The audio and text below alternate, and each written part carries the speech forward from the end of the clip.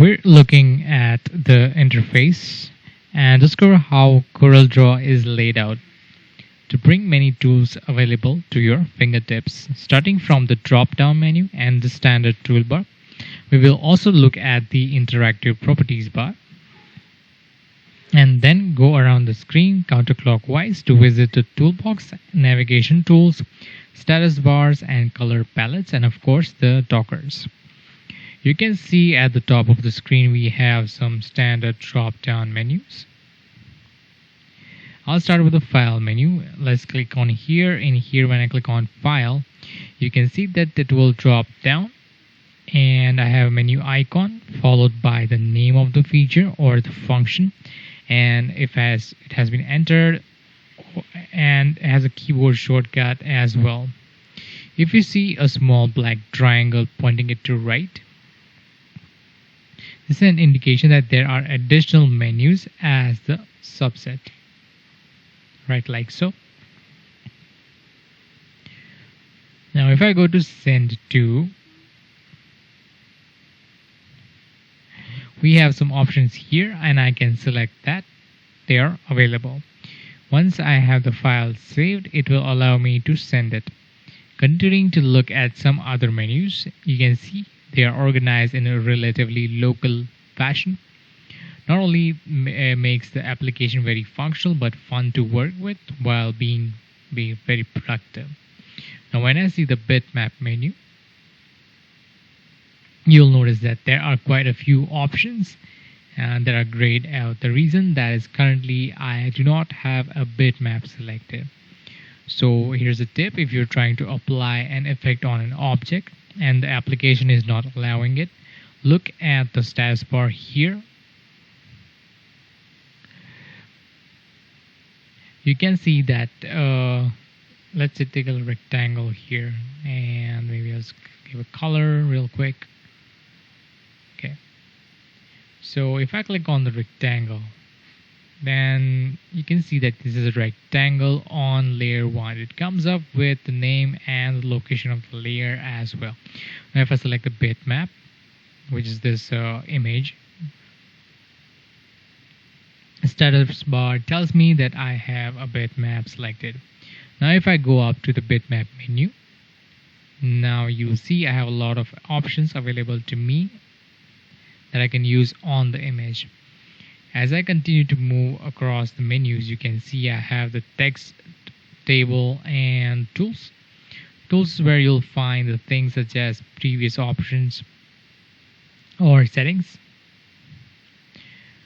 For CorelDRAW, how to set, how it behaves. Also under tools, we have the color management option and scripts and border and grooming as well. Now if you look under the Windows menu, we have the color palette, and probably one of the most important items here is the dockers.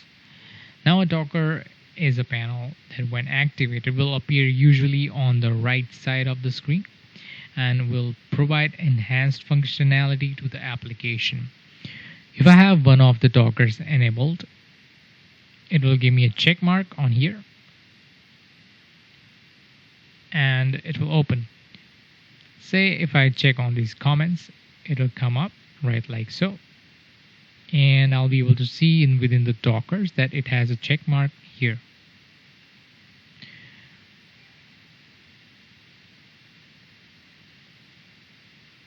And when I select the element on the screen, it will provide me the, let's close this for now.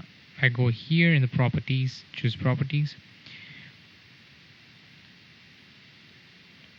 it will open the elements with respect to this object. What I can do with this will change and provide me with the necessary controls to change the element properties. We're going to look at the standard toolbar and the context sensitive or interactive property bar.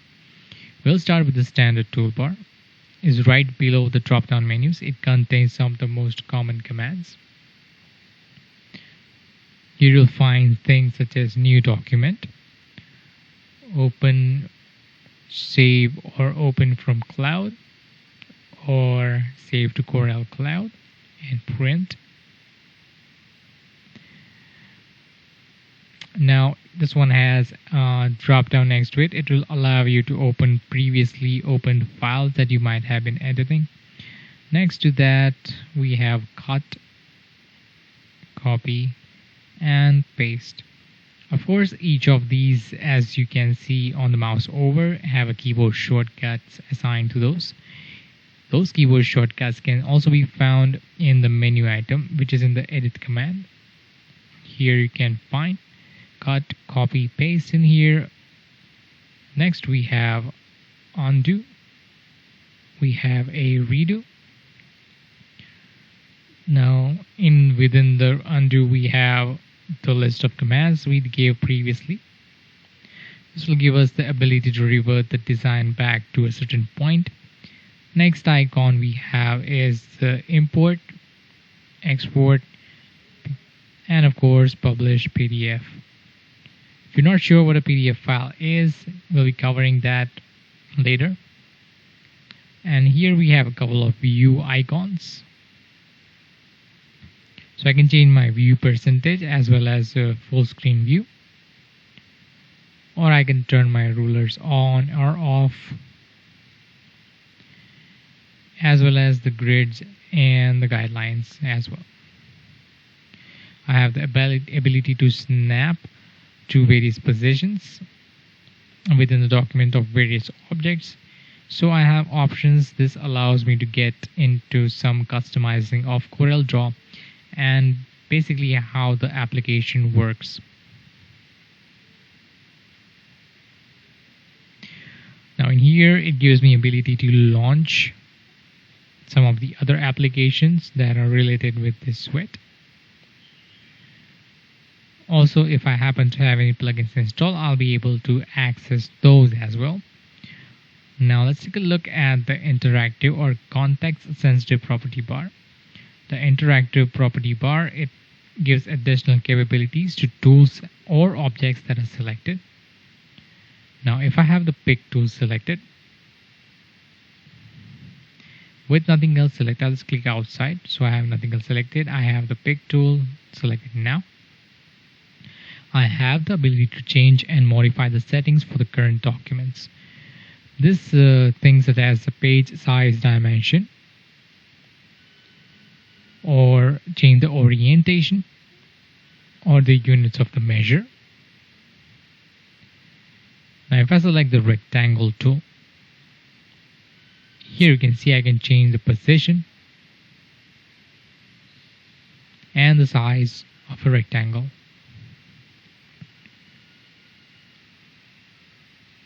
I can also select how the corners will behave. And of course, let's take a text now. Click. I'll type in text here and go back to my pick tool.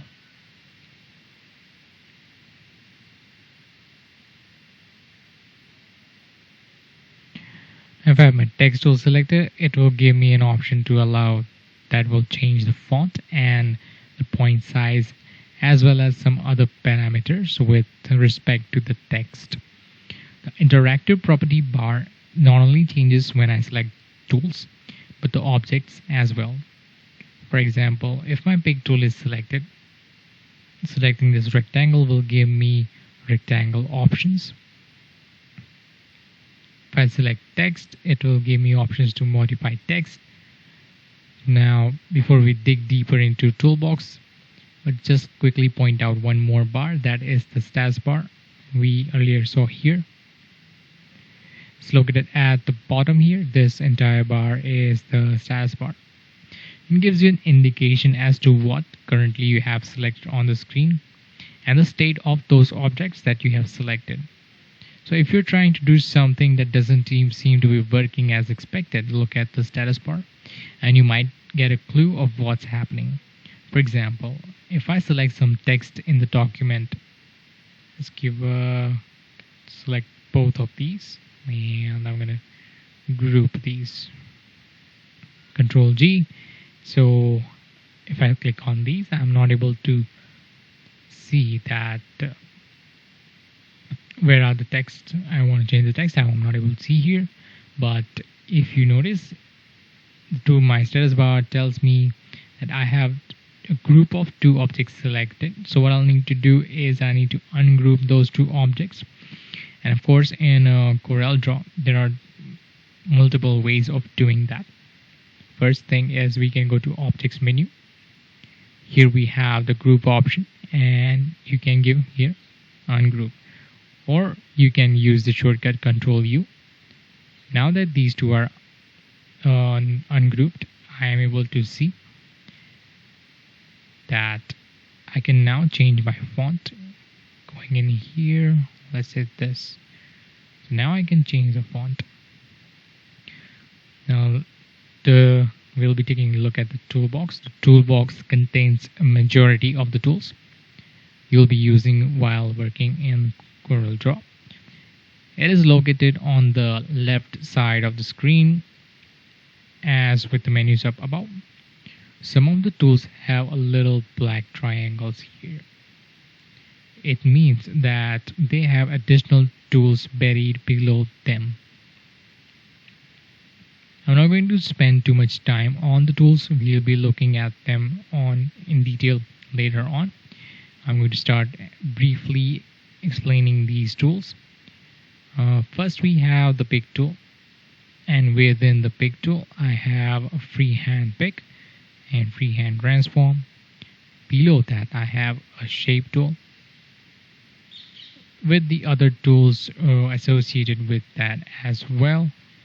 There are smooth, smear, twirl, extract and repel, smudge and roughen. Here we have a cropping tool, along with a knife, virtual segment delete and eraser as well. Then we have the zoom and pan tool. This is our freehand tool, along with the 2-point line, bezier, pen, B-spline, polyline, and 3-point curve.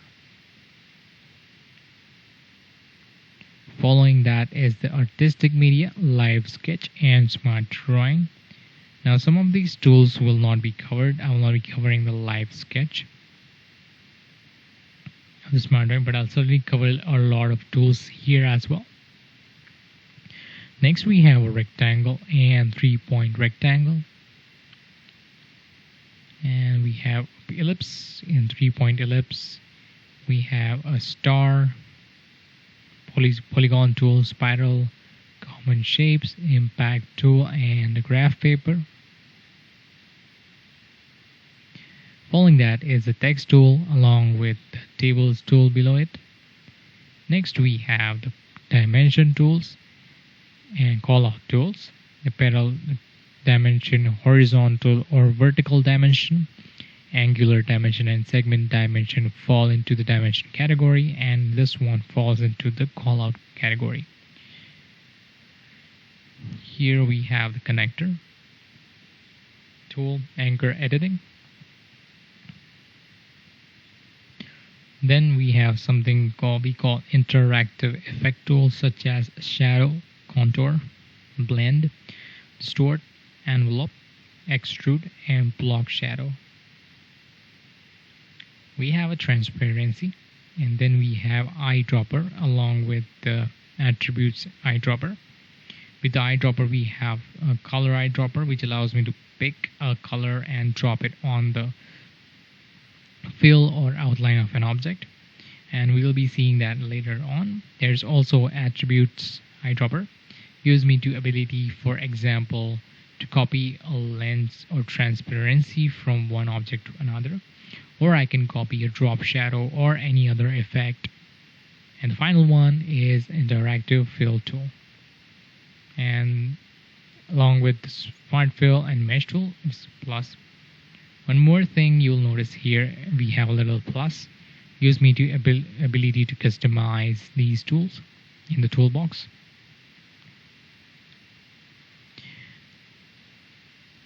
So I've got one here, over here at the end of the standard toolbar, and then of course I have one for the dockers here. So we can customize all of these. Okay, so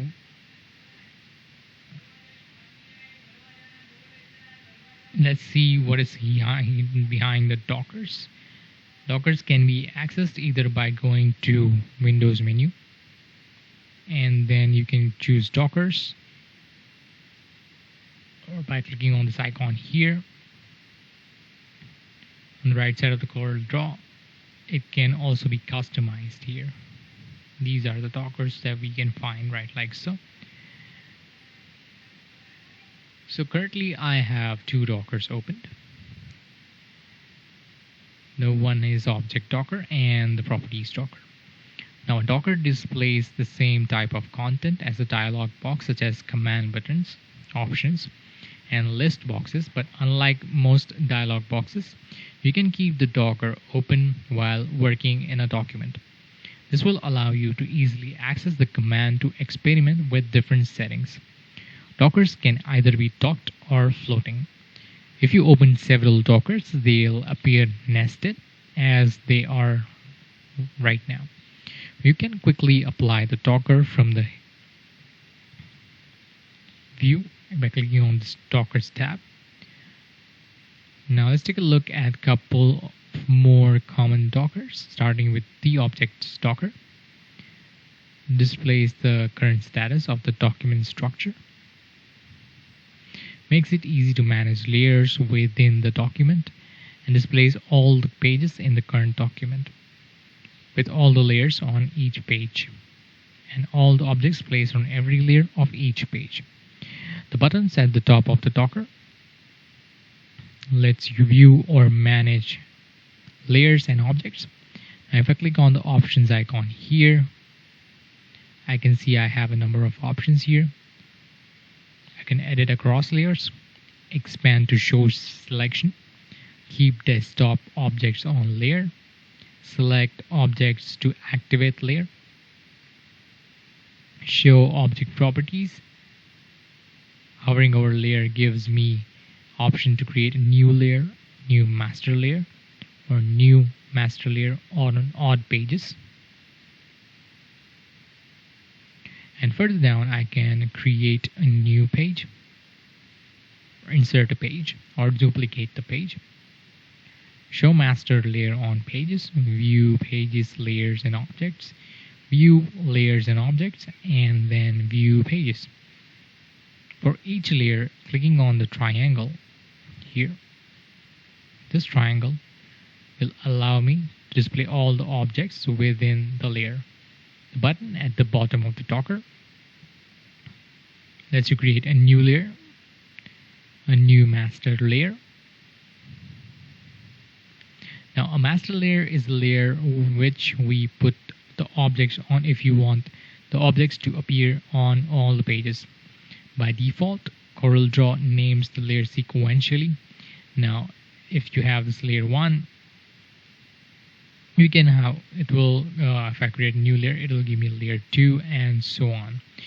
Also, you can rename these layers. I'm going to rename a layer by simply clicking here, and I'm going to call it artwork.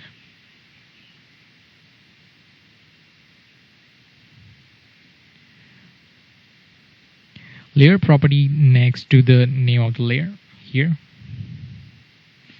For example, if you hover over the layer name, I can see the eye, which will actually turn off the visibility objects on the layer. I can also lock objects. Also, I can print objects. And this is referred to as a wireframe color.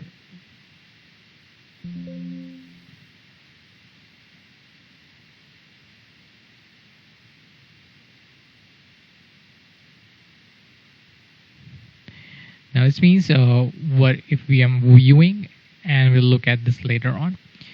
If I'm viewing in wireframe, objects on any given layer, I have modified the color, will appear in that color rather than default black. One point I should make as well is that if I have an object on layer and I have set a layer to hide, say this one, you will not be able to export that object. Other common dockers are properties docker. So again, it's Windows dockers and objects properties. You can access here, but I have already opened here. You can simply click on here and I will be able to access the properties docker. Alternatively, if that was not open, I can select the element and do an Alt Enter, and that will open the object properties for me as well. So there's many different ways of doing the same thing in CorelDRAW. And this is the end of the session with the interface.